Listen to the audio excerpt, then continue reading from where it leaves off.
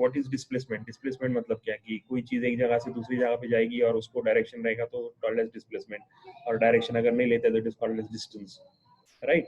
तो डिस्टेंस और डिस्प्लेसमेंट, और डिस्प्लेसमेंट को अगर टाइम से डिवाइड करते हैं, डिस्प्लेसमेंट को अगर टाइम से डिवाइड करते हैं तो वेलोसिटी मिलेगा, डिस्प्लेसमेंट को टाइम से डिवाइड कर दे तो will get velocity, right? So displacement upon time is velocity, and then velocity upon time is acceleration. Velocity upon time is acceleration. So मैंने एक एग्जांपल दिया था कि हम लोग अगर गाड़ी चला रहे हैं और गाड़ी चलाते वक्त वो जो एक्सेलरेटर है गाड़ी का, है ना, गाड़ी का एक्सेलरेटर जो है, तो गाड़ी का एक्सेलरेटर अगर हम गाड़ी का एक्सेलरेटर अगर घुमाते हैं तो अगर बढ़ाते हैं तो एक्सेलरेटर बढ़ाते हैं तो वेलोसिटी बढ़ाते हैं, वेलोसिटी पर टाइम बढ़ती है तो accelerator, so accelerator will acceleration will increase my velocity, है ना? तो यही एक्सेलरेट है ना, ग्रेविटेशनल एक्सेलरेशन वही है. So that is what is gravitational acceleration, right? तो ये हमने कल देखा था, velocity upon time is acceleration, distance upon time is velocity, so acceleration. But acceleration का दूसरा फार्मूला, एक तो एक्सेलरेशन का ये फार्मूला हुआ, एक तो ये फार्मूला हुआ कि acceleration equal to velocity upon change in velocity is called as acceleration, और एक्सेलरेशन का दूसरा भी फार्मूला है, m is equal to m f is equal to m into a. So acceleration is responsible for forces, उल्टा force is responsible for acceleration also. Acceleration force से भी जुड़ा हुआ है और force is responsible for acceleration. अगर acceleration चाहिए तो फोर्स के जरिए भी एक्सेलरेशन, तो कुछ ना कुछ फोर्स चाहिए जिसके वजह से एक्सेलरेशन होगा, एक्सेलरेशन होगा तो चेंज इन वेलोसिटी होगी, चेंज इन वेलोसिटी होगा तो डिस्प्लेसमेंट होगा. ये भी हम निकल देगा. तो ये अपना नॉर्मल एक्सेलरेशन है, मैं कोई चीज ढकल रहा हूँ, गाड़ी कोई ढल रहा है, चीज कोई चीज, तो ये नॉर्मल एक्सेलरेशन हुआ है ना, कि हमको जो विजिबल चीज है वो दिख रही है उसके एक्सेलरेशन. पर अर्थ भी तो, अर्थ का भी तो फोर्स है, अर्थ भी तो अपनी सिर्फ चीज खींच रही है, अर्थ का भी फोर्स भी अप्लाई हो रहा है. तो अर्थ का फोर्स अगर अप्लाई हो रहा है, अर्थ का अगर फोर्स अप्लाई हो रहा है तो इसका मतलब उसका भी एक्सेलरेशन है, उसका एक्सेलरेशन अलग है, उसको अलग बोल दिया because it is on earth's acceleration, right? Earth gravitational acceleration. इसलिए उसको ए सिंबल नहीं देते हुए उसका सिंबल बना दिया जी, small g, right? It is denoted by small g, but the rest is same. F is equal to mg आएगा, g is equal to v upon t वगैरह सारी चीजें वही रहेगी formula. Only the symbol has been changed, g only because the acceleration is due to earth, इसलिए उसको, और acceleration क्या है, ये वेक्टर है ना, डायरेक्शन रहता है. तो gravitation force on any object due to earth is directed towards the center of the earth. Direction of the acceleration is due to gravity is also directed towards the center of the earth, vertically downwards. कोई भी चीज जो रहेगी, acceleration is always vertically downwards towards the center of the earth, towards the center of the earth, right? That is what is gravitational acceleration. Fine, okay. अब value निकालते हैं. अभी इसका ये भी हमने किया था, राइट? ये भी हमने देखा था, F is equal to gm upon r square. दो इसको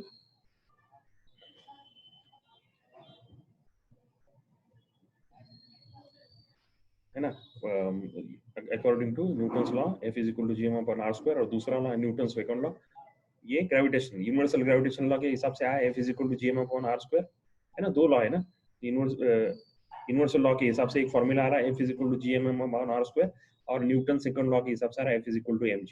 दोनों को इक्वेट किया, F is equal to equate किया तो mg is equal to gm upon r square आएगा.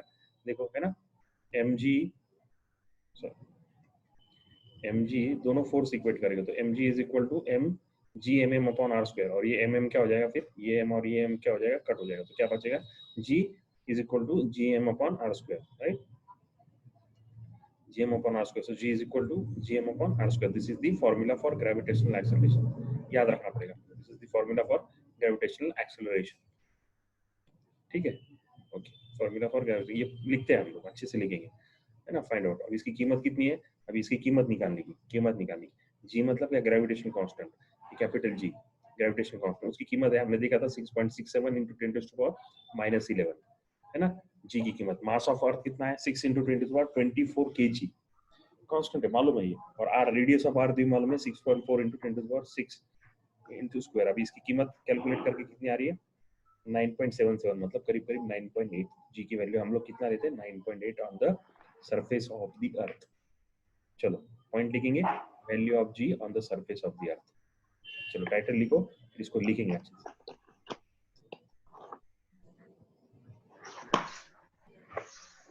दाद्या धनश्री माइक बंद कर.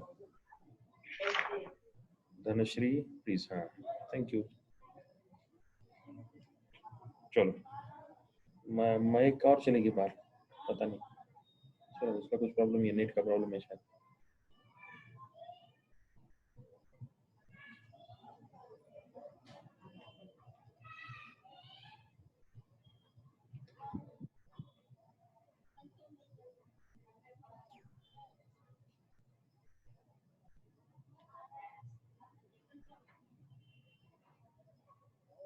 चलो लिखे value of surface of the earth, value of g on the surface of the earth, value of gravitational acceleration on the surface of the earth।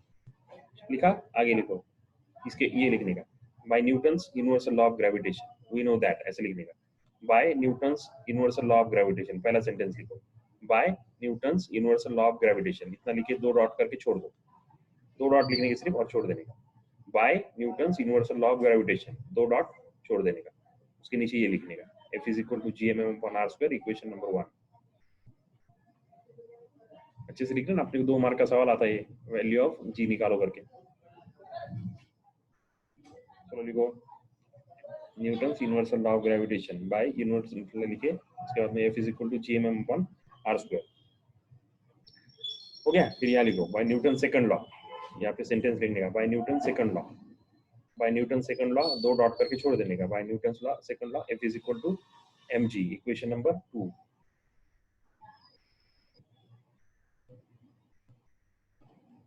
Equation number 2,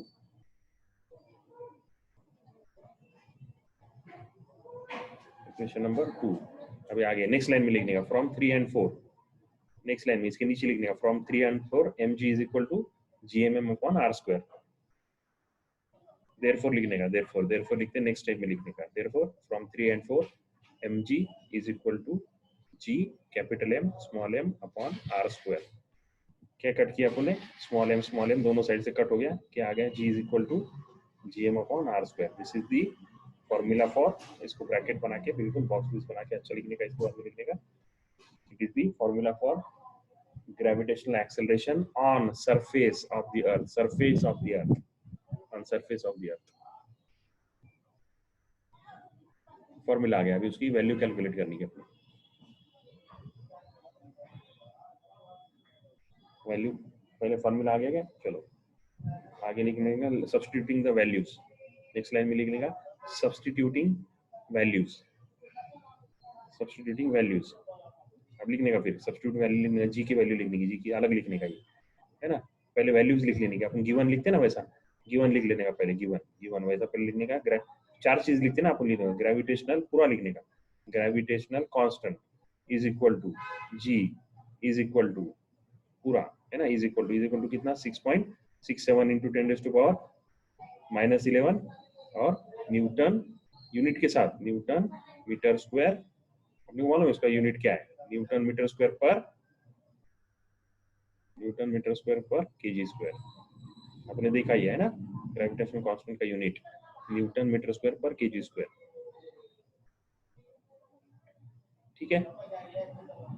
so right it down 6.67, ये पहले ये लिख रहे, दूसरा क्या, m mass of earth, लिखने का mass of earth is equal to capital M is equal to कितना, वैल्यूज लिखने की, कितना आया देखो 6 into 10⁻24 kg, 6 into 10⁻24 kg, so that is mass of earth। next is r is radius of earth, radius ऐसा पूरा लिखने का, radius of earth is equal to capital R is equal to कितना 6.4 इंटू 10⁻6 मीटर, 6.4 इंटू 10⁻6 मीटर लिखो, लिखने के बाद ये लिखो, फिर सब्स्टिट्यूट करो, यहाँ पे सब्स्टिट्यूट करो, ये लिखो, और फिर ये 9.77 मीटर पर सेकंड स्क्वायर।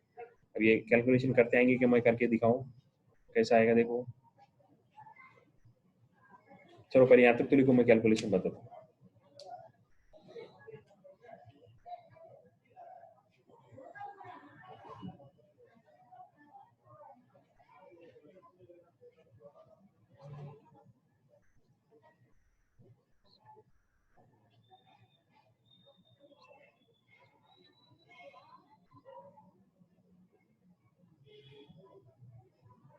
चलो हो गया क्या, g is equal to 9.77 metre पर सेकंड स्क्वायर, ये लिखकर हो गया क्या, कैलकुलेशन कैसे किया पेंसिल से मैं बताता हूँ 2 मिनट में, पहले ये लिख लो यहाँ तक, जिसका हो जाएगा वो हैंड रेस करके बोलो हो गया, राइट। क्या कैलकुलेट कर रहे हैं हम, we are finding out the value of g, right? We are finding out value of g, right?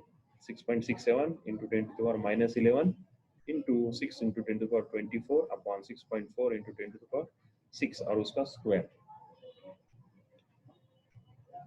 चलो फैजा का हो गया, सभा का लिख के हो गया, लिखो जल्दी जल्दी, जल्दी भी लिखने का पर मतलब गलत भी नहीं लिखने का, सही लिखने, गलती नहीं करने की।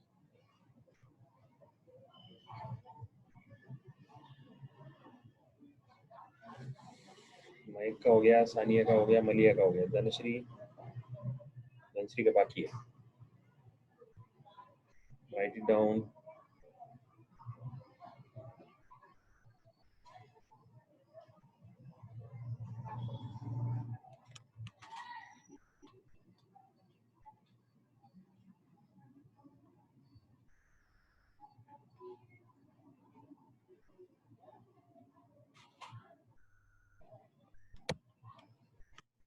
चलो हुआ क्या धनश्री, तुम्हारा हुआ क्या?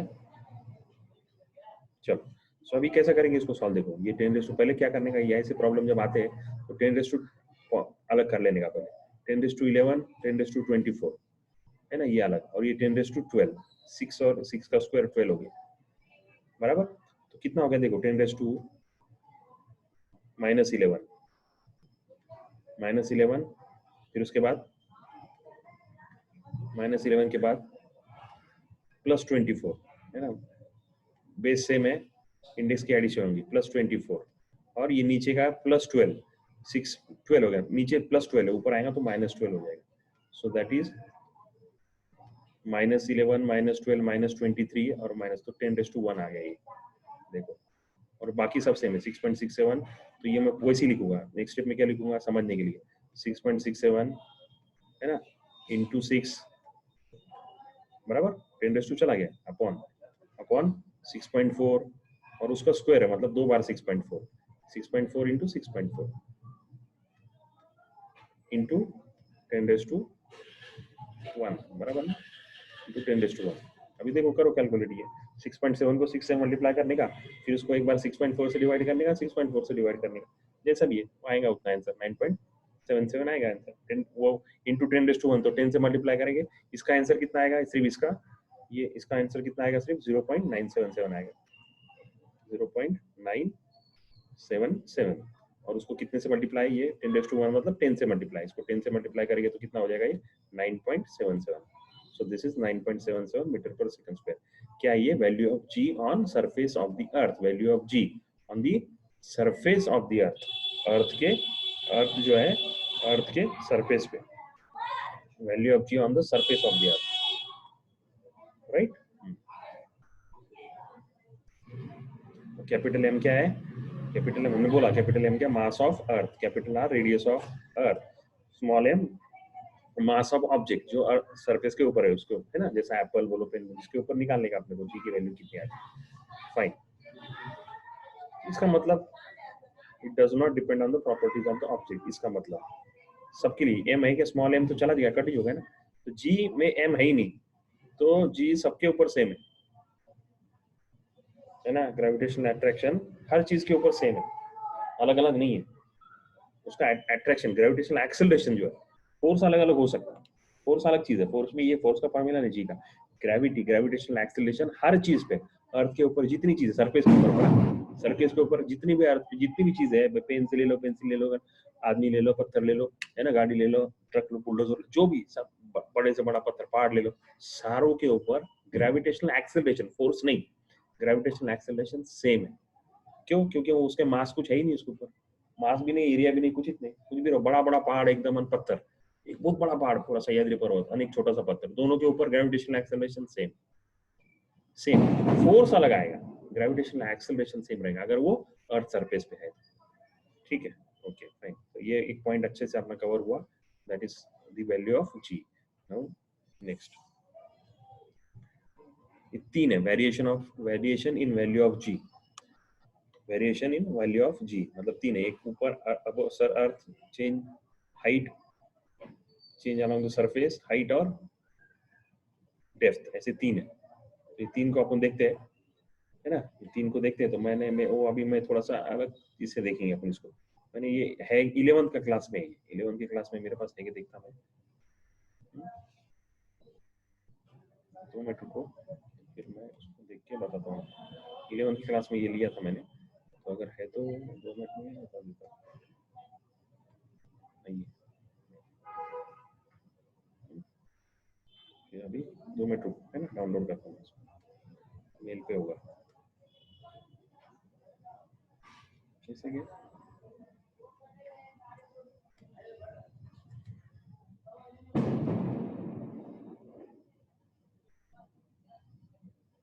यस,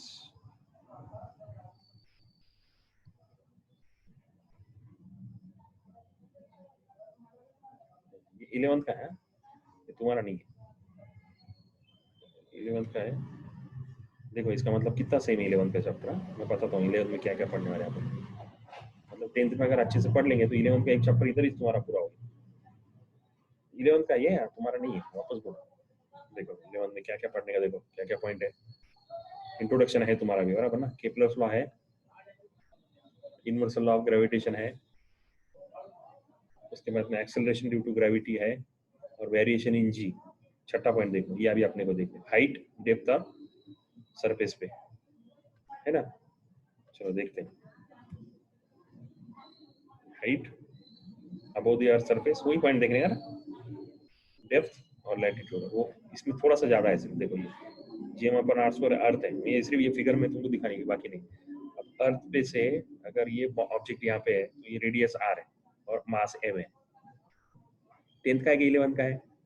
तुमको 10th का लग रहा है, किसका? 11th का। अभी अगर पढ़ लिए तो काम खत्म, या अभी अच्छे से नहीं पढ़े, सिर्फ ये रट्टा मारे, 11th में आएगा क्या? 11th में आएगा क्या? 10th का ही सब का के लिए पढ़ते अपन।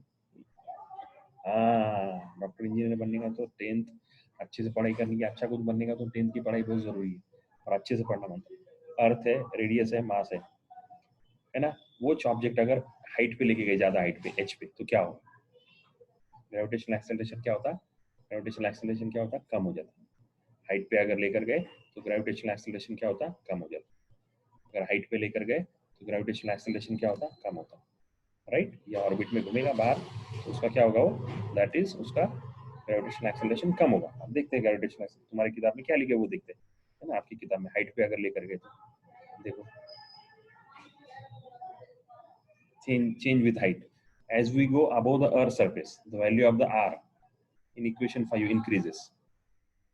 g क्या होता है? Decreases. देखो, however the decrease is smaller for heights which are small in comparison to earth radius. For example, remember that the radius of earth is 6400 kilometre है। If the aeroplane is flying at a height of 10 kilometre, ऐसा समझो कि aeroplane कहाँ पे घूम रहा है? 10 kilometre के हाइट पे गोल घूम रहा है, चल रहा है, कोई भी उड़ रहा है कहीं पे भी, राइट, 10 किलोमीटर पे above the surface of the earth. The distance from the surface is कितना हो गया? 10 किलोमीटर से, तो 6410 में हुआ। तो जी की वैल्यू ज्यादा फर्क नहीं पड़ेगा, क्यों? उसका स्क्वायर है, तो ज्यादा वैल्यू में कितना फर्क पड़ा? 6410 सिर्फ, ज्यादा डिफरेंस नहीं आया, तो फिर जी की वैल्यू ज्यादा फर्क नहीं पड़ेगी। On the other hand we consider the artificial satellite, aeroplane पे ज्यादा फर्क पड़ेगा कि जी की वैल्यू में? नहीं तो फिर फर्क पड़ जाता। देखो मैं फॉर एग्जांपल 40 मंजिली बिल्डिंग है समझो कोई, फर्स्ट फ्लोर पे रहने वाला और 40 नंबर पे रहने वाले फ्लोर पे फिर अगर ग्रेविटेशन कम हो रहा तो लोगों को अलग अलग महसूस होगा। फिर क्यों नहीं महसूस होता? क्योंकि वो हाइट ज्यादा नहीं है, अर्थ की हाइट। क्योंकि आप ग्रेविटेशनल एक्सेलरेशन कहाँ से मेजर करते? Centre of the earth. कहाँ से होता हो ग्रेविटेशन, कहाँ पे है वो? एनी बॉडी का ग्रेविटेशनल एक्सेलरेशन कहाँ रहता? G is from centre of the earth. तो 6400, उसके ऊपर 10 मिनट 10 बोले क्या 15 के बोले, कितना भी बोले, एयरप्लेन के ऊपर कुछ फर्क नहीं पड़ रहा। हाँ, अगर सैटेलाइट है उसकी हाइट बहुत दूर है, सैटेलाइट कितना किलोमीटर है? शायद 1000 किलोमीटर है, तो फिर फर्क पड़ेगा। सो व्हेन द सैटेलाइट के ऊपर जी अलग हो जाता है। We have to take into account the change in the value of g due to large change in the distance of satellite from centre of the earth. Some typical heights and the value of g at this heights are given, दिए। चलो समझ में आया क्या main point? क्या जैसा जैसा distance बढ़ेगा वैसा वैसा जी डिक्रीज होगा। ये एक पॉइंट समझ आया, हाइट के ऊपर जी डिक्रीज होगा। पर कितना मांगता? वो हाइट बहुत ज्यादा मांगता। थोड़ी सी अगर फर्क रहेगी, जैसे फॉर एग्जाम्पल 10 किलोमीटर पे एरोप्लेन उड़ रहा, तो उस पर जी का डिफरेंस ज्यादा समझ में नहीं आएगा। क्यों नहीं समझ में आएगा? क्योंकि आर की वैल्यू बहुत बड़ी है, उसके अंदर 10 ऐड करे 15 ऐड करे तो कैलकुलेशन में ज्यादा फर्क नहीं पड़ेगा, इसलिए जी का ज्यादा फर्क नहीं पड़ता।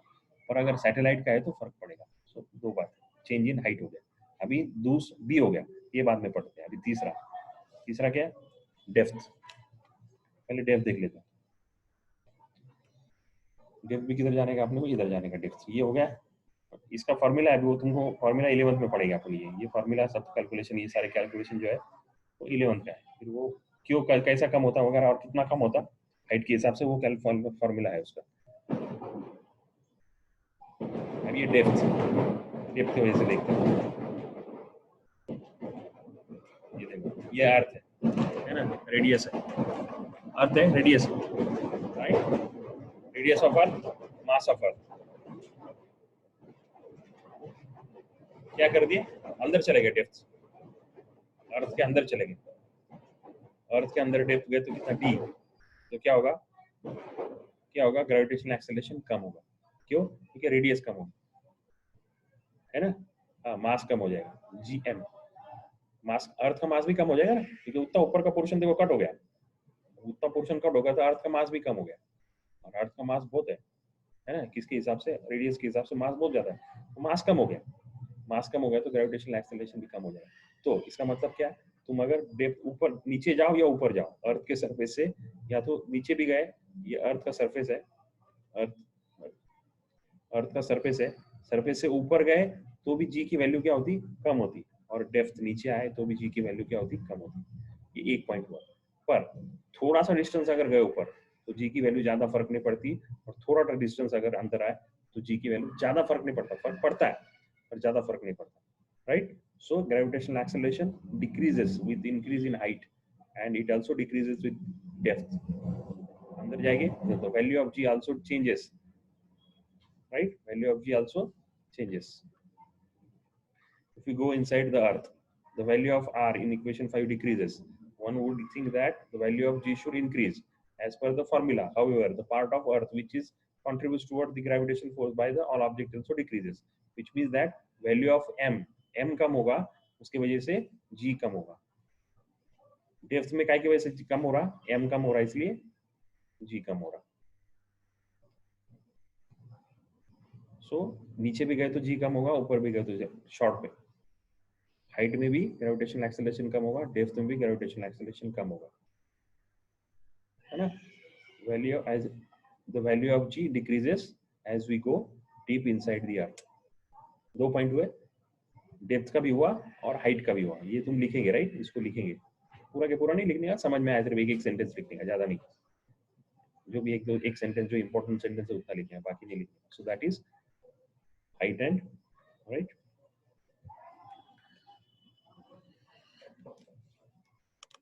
नाउ तीसरा कौन सा है? On the surface of the earth, change along the surface of the earth. Will the value of G be the same everywhere on the surface of the earth? Same रहेंगी क्या? Answer is no. Earth के surface भी same नहीं है. The reason is that the shape of the earth is not spherical. The distance of the point of the surface of the earth from its center differs from place to place due to the rotation of the earth, bulges at the equator and flatten at the poles. The radius is largest at the equator of smaller poles. चलो ये समझा था मैं आपको। पर surface पे भी क्या है? सेम नहीं है। पहले ये टेबल देख लेते हैं, ये टेबल रह गया है ना।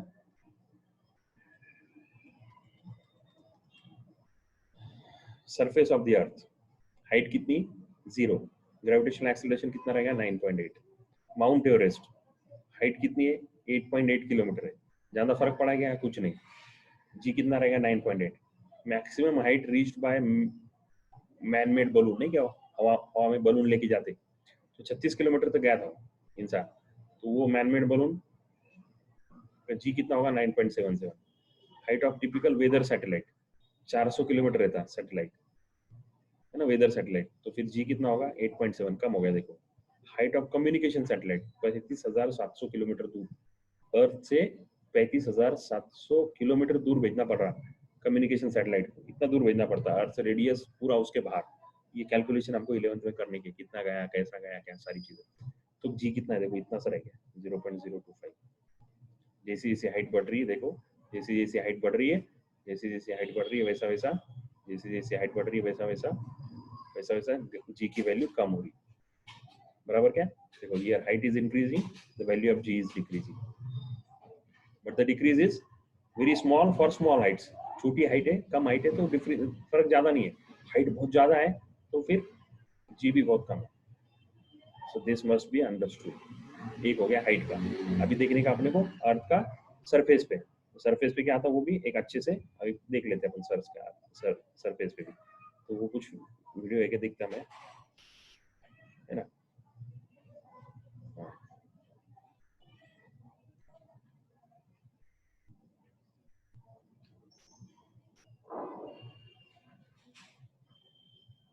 ये देखो ये ग्राफ से समझ में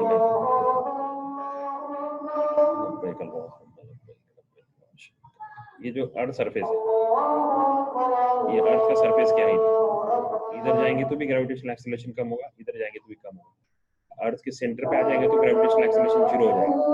11 पे आपका नहीं है, ठीक है, मालूम होना चाहिए, ऐसी जनरल बता दिया.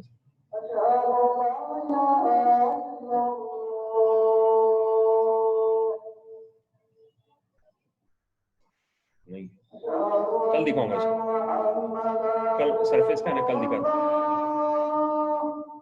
आवाज नहीं आ रही? अच्छा अजान हो रही इसकी.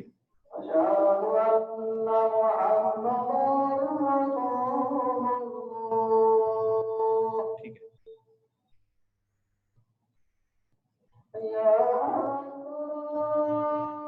तो ये जो इसका है कौन सा सरफेस का मैं उसका वीडियो कल बताता, पर अभी समझा देता क्या है, पहले समझा देता मैं आपको सिर्फ क्या है. राइट, चलो अर्थ का देख लेते हैं.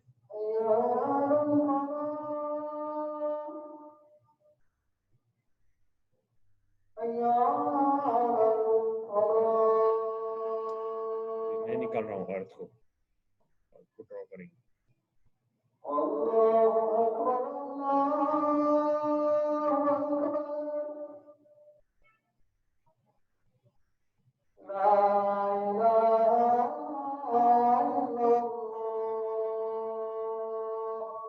अर्थ जो है ना, अर्थ वो सर्कल नहीं है, ऐसी है ना. और ये जो है आपको मालूम है, ये जो है ना,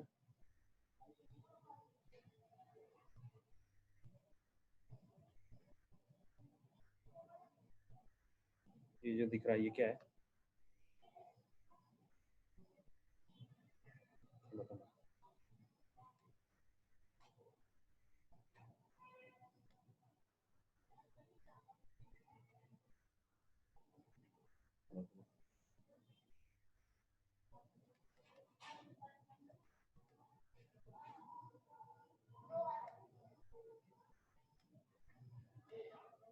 इक्वेटर है बराबर, ये इक्वेटर है, इसको इक्वेटर बोले. और ये क्या है, ये ऊपर जो है ये पोल है ना. This is called as pole बराबर.